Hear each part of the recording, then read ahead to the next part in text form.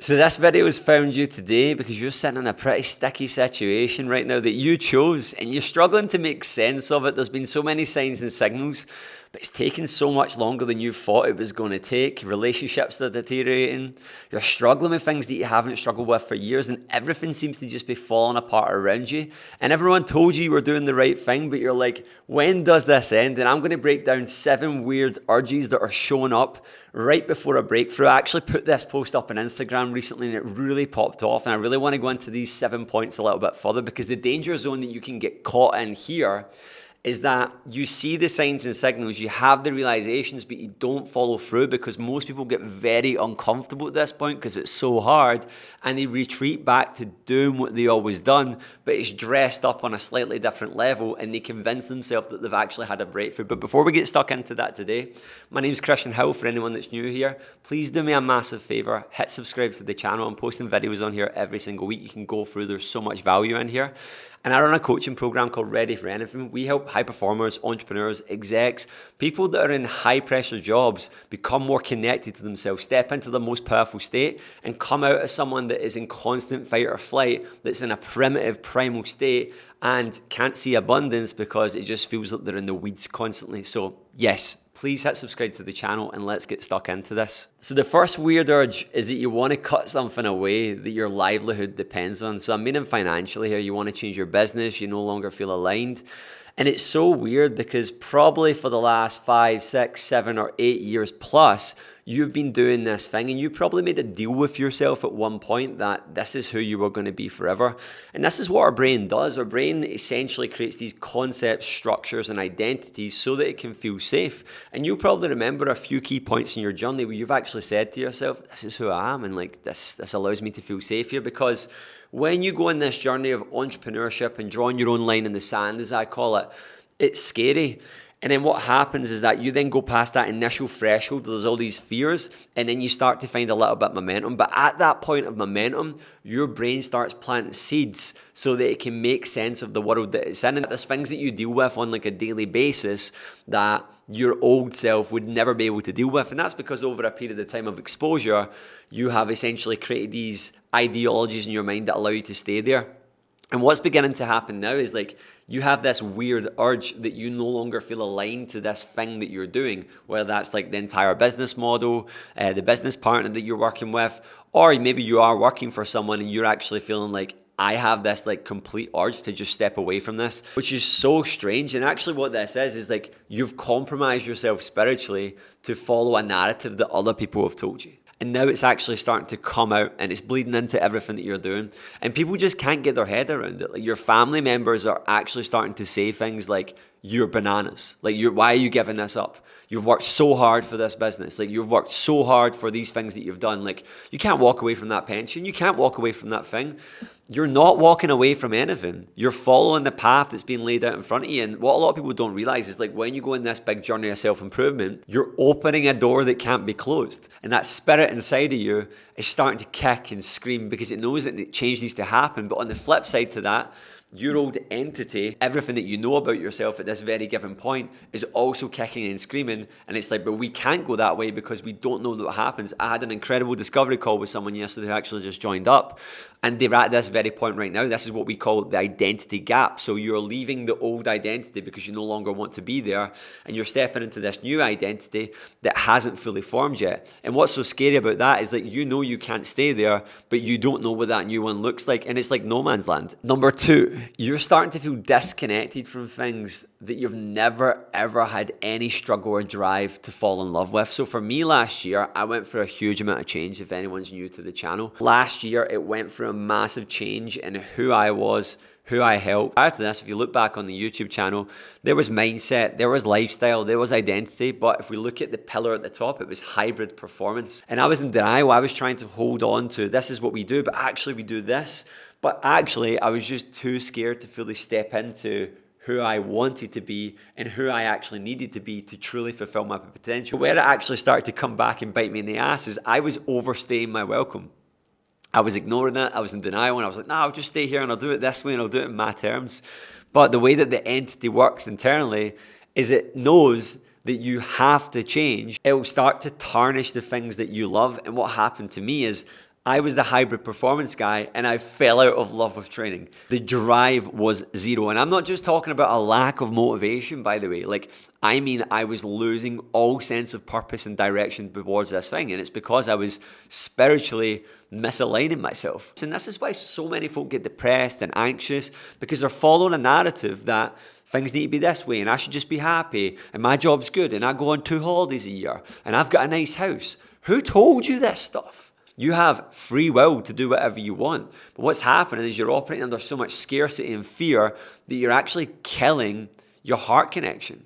And you're starting to feel just everything's in here and you no longer feel that alignment for your heart and mind. So that's number 2. So number 3 actually ties into the second point. No amount of discipline is going to override the lack of drive that you're experiencing. So just in case you're sitting there nodding your head going, yeah, Kristian, I get the last point right there, but I'm just going to keep doing my thing. I'm going to keep trotting through. It doesn't work. It absolutely does not work.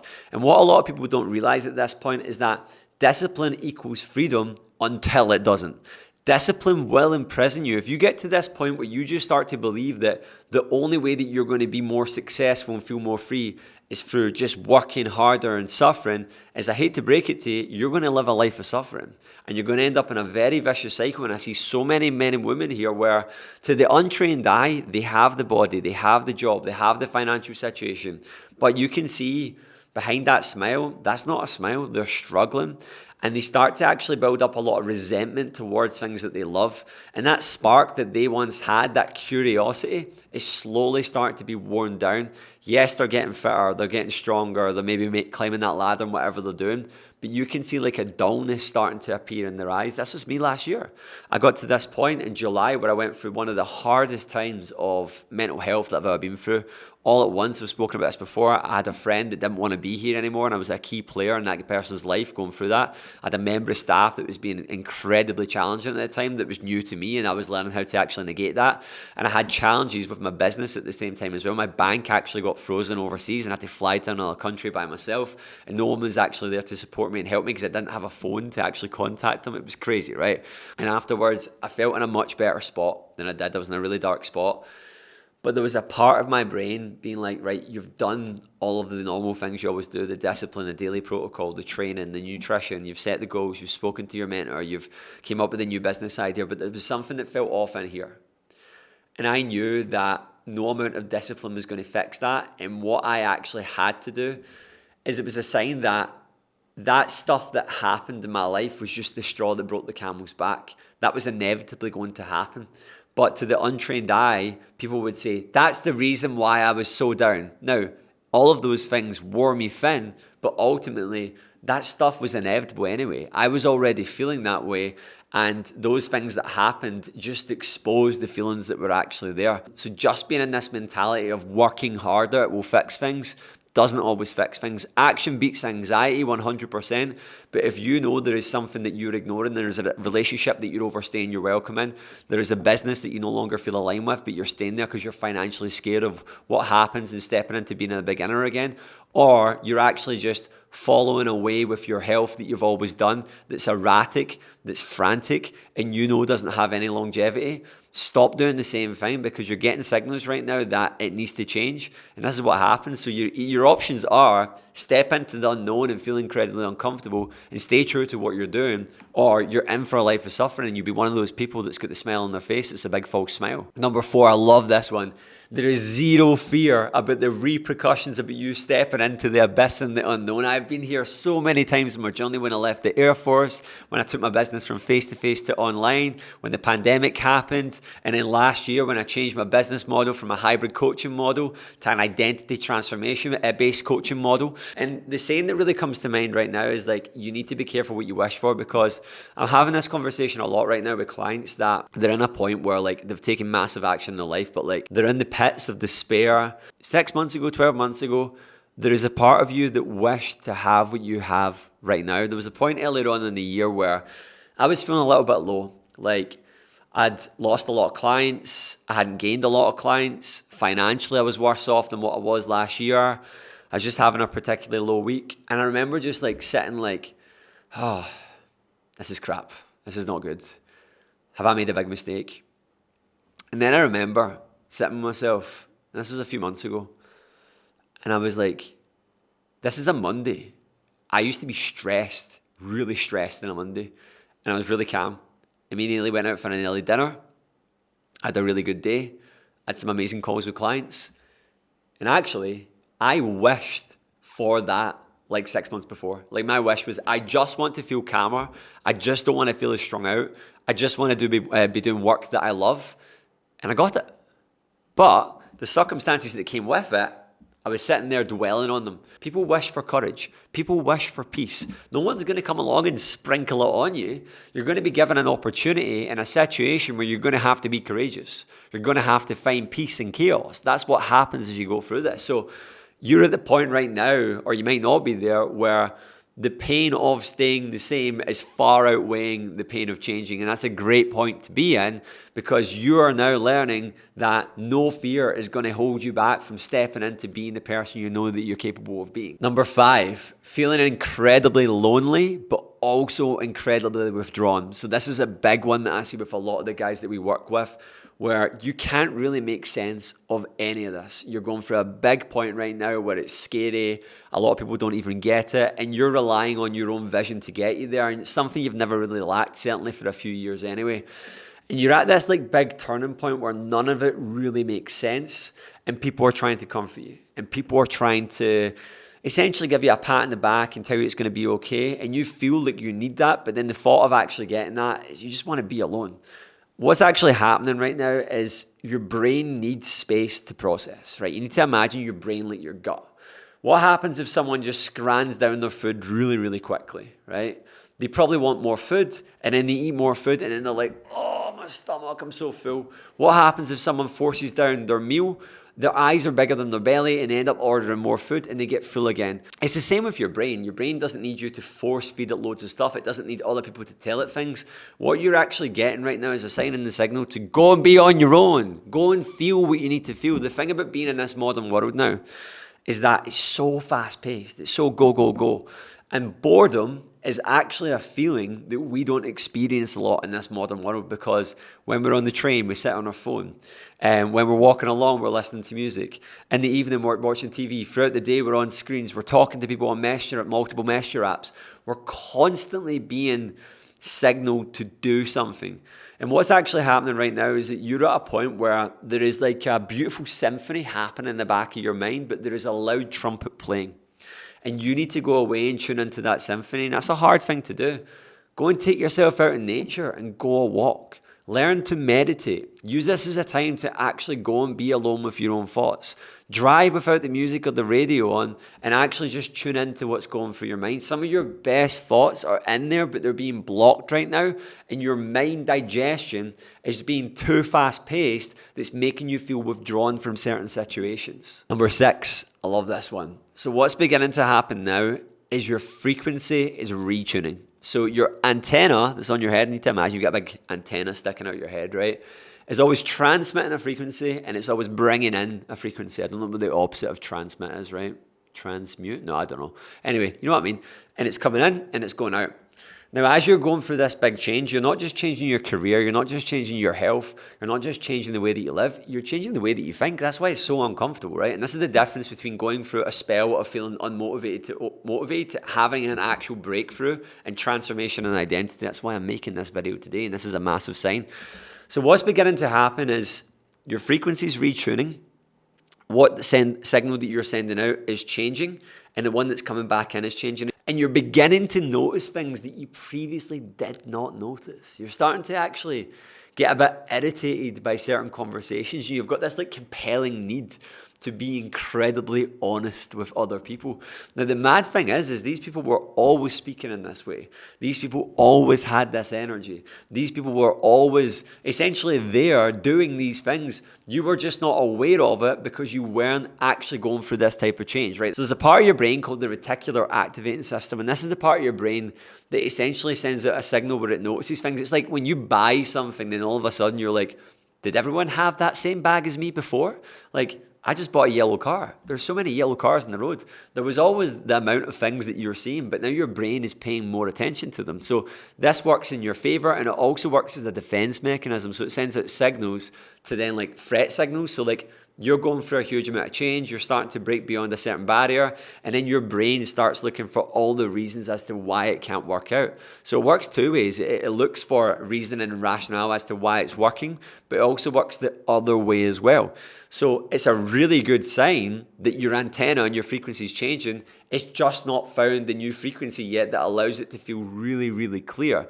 This is a really good signal that you're actually starting to change, because it's frequency first, action second. Frequency first, action second.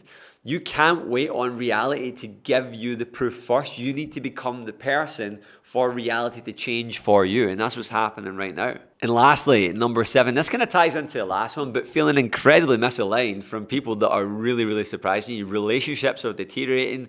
And you're actually starting to get to the point where like you can just see that there's like certain people that are just like really not good for you. And again, that goes back to the last point there, because your brain is a goal setting machine. So whatever you want your reality to be, if you've decided that my name's Kristian Hill, I make this much money, I look this way, I am this lean, I have these eating behaviors, I'm a procrastinator, I do all these things, that will become your reality. But what's beginning to happen now is that you're telling yourself a different story. So you're asking more of yourself, like, I want to be fitter, I want to be stronger, I want to be wealthier, I want to be someone that's confident. So you're getting what you asked for, but in the process of doing that, you're starting to see people that are actually holding you back. And this is why a lot of people understand the fear of failure, but they don't understand the fear of success. The fear of success is this idea that as you begin to experience more success in your life, the biggest barrier to entry to you going to the next level is the environments that you operate in and the people that you surround yourself with, because you are the collective consciousness of those people. And what you're doing is you're changing your consciousness. You're consciously changing your frequency, retuning your antenna, becoming a different person. You're actually starting to get quite annoyed. You're like, that's very disrespectful what they said. I can't believe that they would think something like that. That's very inconsiderate that they said that to me as I'm going through this right now. Why are they not being supportive? Why are they making these throwaway comments to me? But they feel you retuning, and that's actually a very good sign that you're changing. So this is what I say to my guys that are running businesses, that are building brands online, that are making content. Getting a bit of hate is a good thing. When the tail is between the legs, your diet's been off for the week, you've not made any money, you've lost a few clients, you've maybe been laughed at online or whatever, like that insult that you get or that throwaway comment from your friend is going to hurt. But you have to rise above that and be like, there is a sign here right now that I am not seeing. And this is the biggest thing I want to drive home here. You are not just changing a few habits and behavior. You are changing and becoming a different entity. And how I've been explaining this to my clients is, if you've ever seen the movie The Da Vinci Code, you've got that big sort of emblem of the human body, right? That represents like the outer body. Then inside there's loads of dots that represent your inner world. And most people think that it's outer world first, inner world second. It's actually the other way about, and you're going through a masterclass right now and actually learning how to realize that you're reshaping your inner world, and now that's actually shattering your outer world, and that's what you're experiencing right now. This is such a crucial point, and so many folk are like a bit of a seesaw here, right? And it's a tipping point. And you're like here right now, you're like 60% of the way there. If you're experiencing 3 or more of these right now, or you're experiencing like 5 to 7 of these right now, you're on the brink of it. Stay true to this right now. You are retuning your antenna. And when you fully accept this and you become someone that is operating with so much conviction, and you've burned the bridges and you've burned the boats and there's no other way, conviction is the highest frequency. And it's just a case of when, not how. And this is when you then start to actually notice things coming into your life, the coincidences, the synchronicities, the serendipity.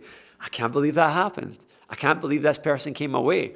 But you're essentially stepping away from someone that's been in this mental prison for so long. So this is actually a massive awakening. This is absolutely huge, and you should be so proud of yourself right now. The reason why most people don't get it, the reason why most people are confused, is because most people don't ascend to this level of freedom in their life. So you're doing incredible. Stay in the fight, keep going, and do me a massive favor. Hit subscribe to the channel. And if you're actually interested in doing more deeper work, because this is the type of work that you don't do by yourself, by the way, like these videos are incredibly helpful. Everything that you're consuming is great. But this is the sort of work where you're going through identity level change that you do with other people. So do me a massive favor, hit the link below in the description and just DM me the word change, and I'll send you a little bit more information about how I can help you. Anyway, see you later. Goodbye.